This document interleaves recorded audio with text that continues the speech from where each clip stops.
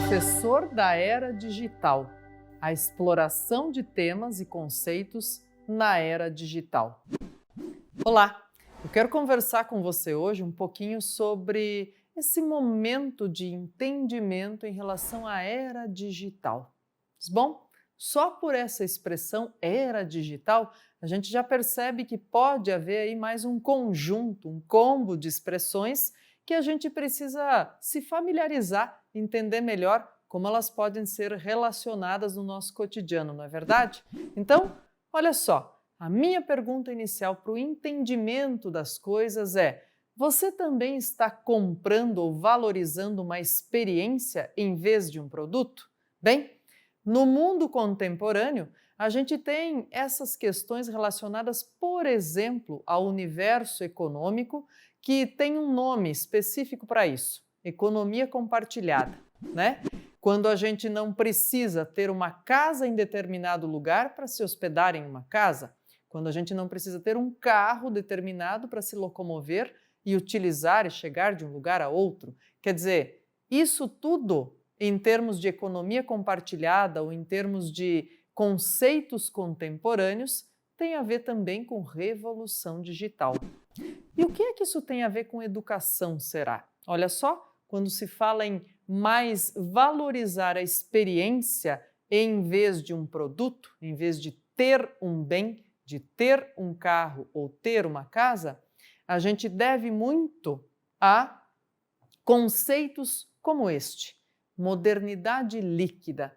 E é uma expressão que possivelmente todos nós vamos ouvir e muito ao longo das nossas vidas, porque é uma expressão criada, consolidada como teoria definida por este sociólogo que aparece aqui, chamado Zygmunt Bauman, que faleceu no início de 2017. O Bauman, em resposta a um ensaio do Sigmund Freud, escrito lá nos anos 30, Freud dizia o seguinte, que a gente, população, seres humanos, do então século XX, trocávamos a nossa liberdade, as nossas opções pela segurança.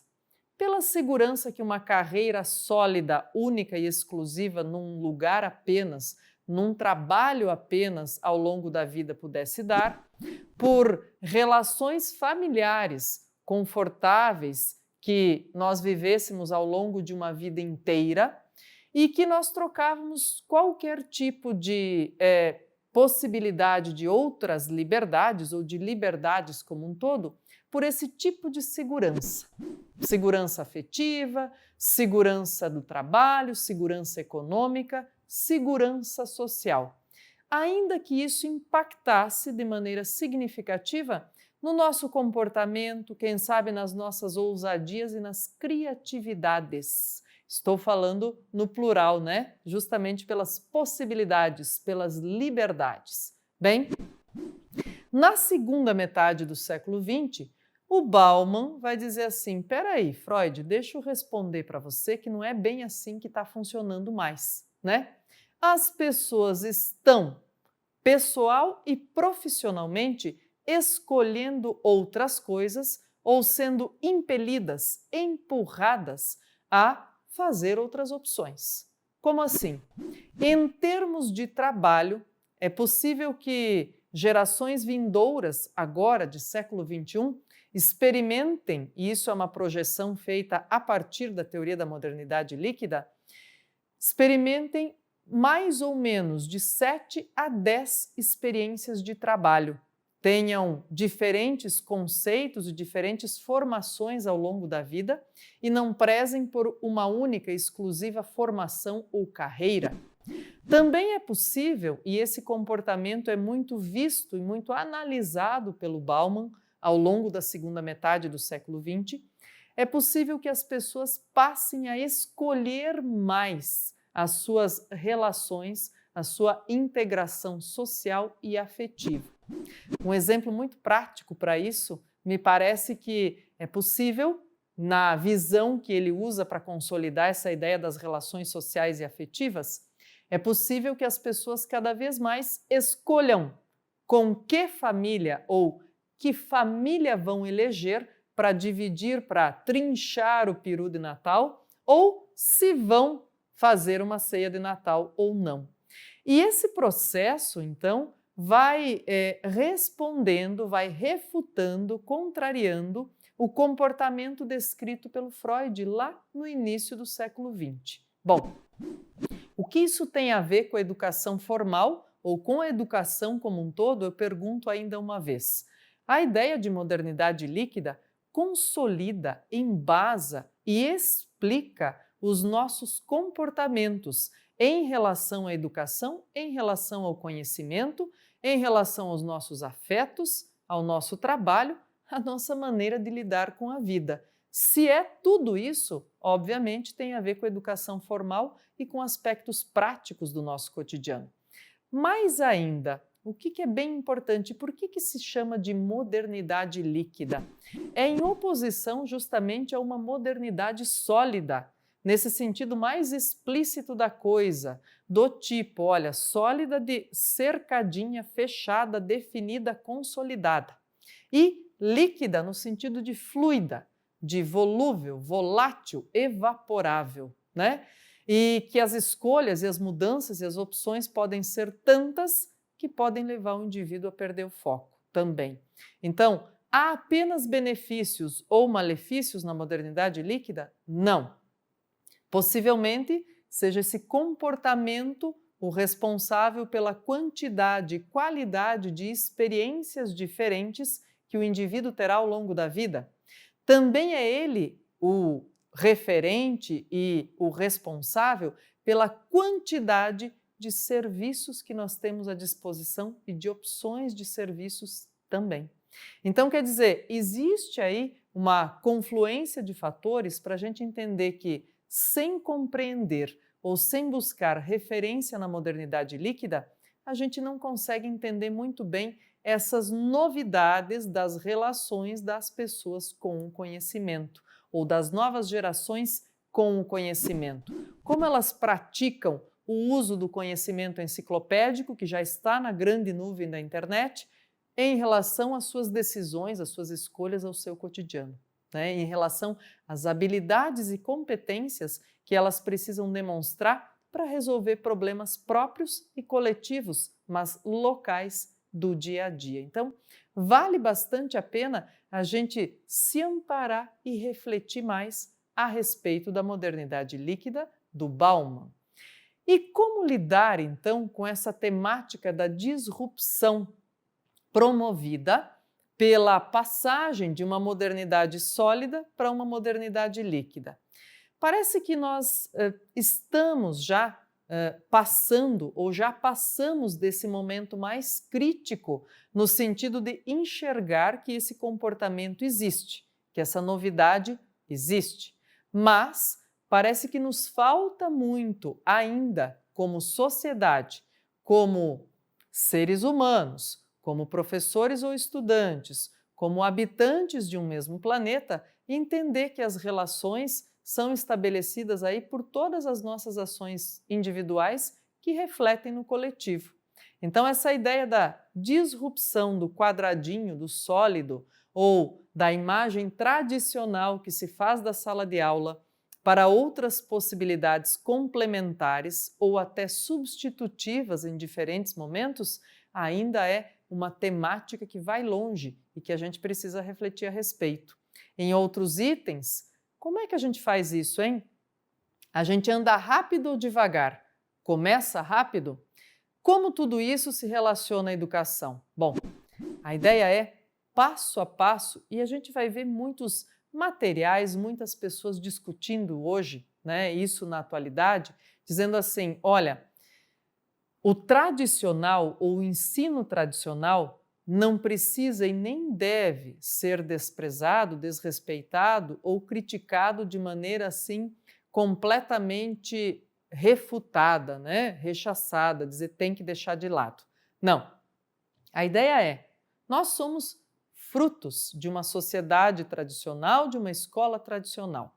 Então, peraí, o que é e como e quanto a gente consegue colocar de inovação pinguinho por pinguinho, percentual por percentual, nas nossas ações educacionais do cotidiano, nas nossas aulas, nas nossas avaliações. Como é que a gente consegue se comportar para colocar esse pinguinho de modernidade líquida com efeito benéfico, de modernidade líquida que transforma essas relações em mais horizontalizadas, em mais interativas do que hierárquicas propriamente. E como a gente deve fazer isso? Tem que andar rápido? Tem que andar devagar? Não. A ideia é justamente trabalhar com um começo rápido. Dizer assim, bom, se eu não tinha pensado nisso ainda, então legal, eu já vou pensar e vou começar a articular o uso a meu favor das tecnologias de inovação, justamente para pensar assim, como é que elas podem me ajudar a consolidar a construção do conhecimento. Isso é o que elas têm a ver com a educação e com a educação formal propriamente, do ambiente escolar, de como a educação pode ser invadida aos poucos pela inovação que transforma um conhecimento enciclopédico em ações, em habilidades e competências desejáveis para o século XXI, para nós, habitantes do século XXI. Bem, e aí quais são as mobilizações específicas que são interessantes para o nosso cotidiano e para a nossa interação alunos-professores?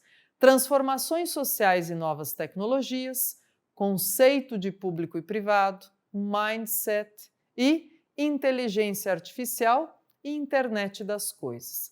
Esses são alguns tópicos que a gente precisa entender e precisa perceber como pontos de partida para conhecer expressões que fazem parte já do nosso comportamento, do nosso dia a dia, embora a gente às vezes não se dê conta, mas que vão transformando aí as nossas ações, mesmo que a gente não perceba, né? Vão transformando. Então, por exemplo, transformações sociais e novas tecnologias. Esse ponto inicial que a gente repercutia dizendo da economia compartilhada só é possível graças a essas mobilizações ou a essas inserções que as inovações promovem. Então, quer dizer, elas estão no nosso cotidiano e a ideia de economia compartilhada precisa ser ensinada como reflexão, como filtro, como entendimento dos lados da moeda ou dos lados dos fatores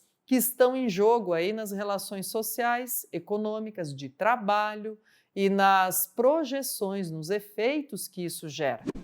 Quando a gente fala de conceito de público e privado, a ideia de comportamentos reais, comportamentos virtuais. Isso já se falou amplamente e é um papel fundamental que a educação faz como intermediadora dessas relações, dessa preparação do indivíduo para o exercício da cidadania no mundo real e no mundo virtual. Como assim? Um comportamento com um público específico, pequeno, um público muito conhecido, por exemplo, dentro da família, é um comportamento que se entende como um comportamento público, porém restrito a um âmbito privado, familiar. Agora, um comportamento em público, com um público desconhecido, que não tem relações de intimidade, é um comportamento que deve ser cuidado, inclusive, para não agredir verbalmente, né? Ou se tornar, assim, um comportamento que expõe a própria pessoa, né? O próprio indivíduo. E o que isso tem a ver com a ideia de internet? A ideia é muito simples, que não só o Bauman, mas o Humberto Eco já repercutia, dizendo assim, olha, cuidado, porque a gente está vivendo um processo sem volta, com as redes sociais, com o uso das interfaces virtuais, mas o que o indivíduo é no mundo real, ele vai ser na rede social. Então, se a gente tem gente deseducada ou despreparada para a cidadania no mundo real, a gente vai ter essa manifestação de comportamento no mundo virtual. E aí a gente passa por um momento que é de construção, que é de caminho, aprendizado para todos nós, ao mesmo tempo, e para diferentes gerações ao mesmo tempo. Isso pode causar muito ruído de comunicação. Mais ainda, quando a gente fala em mindset, né, é uma expressão que tem sido usada muito para comportamentos das pessoas no trabalho, na vida e nos estudos. Essa ideia de chegar ou de ter um ponto de partida com foco, com direcionamento e que vai dar aquele insight, aquele ponto de referência e dizer é daqui que eu quero partir e até lá que eu quero chegar. Então, provavelmente nos próximos anos aí a gente vai ouvir muito ainda e vai conhecer muitos métodos, mecanismos ainda, ideias de como as pessoas gerem a sua ansiedade, as suas depressões e a sua saúde mental, que tem a ver com essa ideia de mindset, para que a gente não se sinta também nem demais reprimido, nem muito estimulado, seja pelas telas, seja pelo comportamento virtual, seja por aquilo que é exterior, que a gente também consiga olhar para dentro, apesar desses inúmeros estímulos. Inteligência artificial, essa é uma conquista mirabolante e fantástica se a gente souber usar bem, né? É graças, claro, a uma inteligência artificial que a gente está aqui agora utilizando essa interface para se comunicar, ainda bem, né? É também graças a invenções de inteligência artificial que a gente já tem ambientes completamente monitorados e que podem, a um simples clique ou um comando de voz do dono da casa, ter todas as luzes ligadas ou apagadas e tudo isso. Também tem as inteligências artificiais que fazem companhia, como as inteligências artificiais que buscam coisas para a gente, que tocam canções, que localizam filmes, que conversam com a gente. Então, quer dizer, aquilo que parecia naqueles filmes ficcionais do início dos anos 2000, tão longe de acontecer, está entre nós e está funcionando a nosso favor se a gente souber como utilizar, como direcionar esse funcionamento. E aí a gente tem uma relação fundamental quando eu falo nesse ponto de ter como a um comando de voz ou a um simples clique comandar o ambiente inteiro em termos de sonoridade, em termos de climatização e luzes, ou ter uma inteligência artificial à disposição para conversar sobre coisas, para buscar ideias, buscar informações, a gente está falando aí dessa interligação que a internet das coisas proporciona.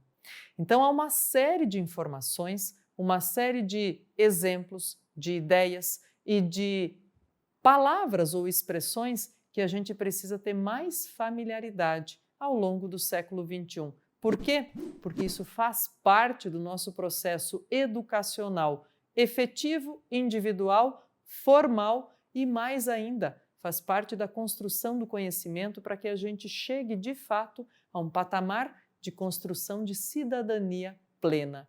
Seja com base na leitura da mobilidade urbana, com base na leitura da mobilidade social e outros aspectos como um todo que caracterizam as sociedades. Nesse nosso encontro, nós quisemos aqui trazer um ponto de referência, um ponto de partida para essas expressões que nós precisamos com certeza ter mais familiarizadas ao longo aí do século XXI e conhecer melhor como aplicá-las, inclusive. Esse ponto de partida se estabeleceu na ideia, na teoria da modernidade líquida do Zygmunt Bauman, para que a gente consiga estabelecer raciocínios, consiga desdobrar conhecimento e, principalmente, atrelar os processos educacionais, entendendo que a nossa relação do século XXI com a educação é outra, é mais justamente cheia de opções e também pode ser mais produtiva pelos mecanismos que a gente pode utilizar. Bons estudos!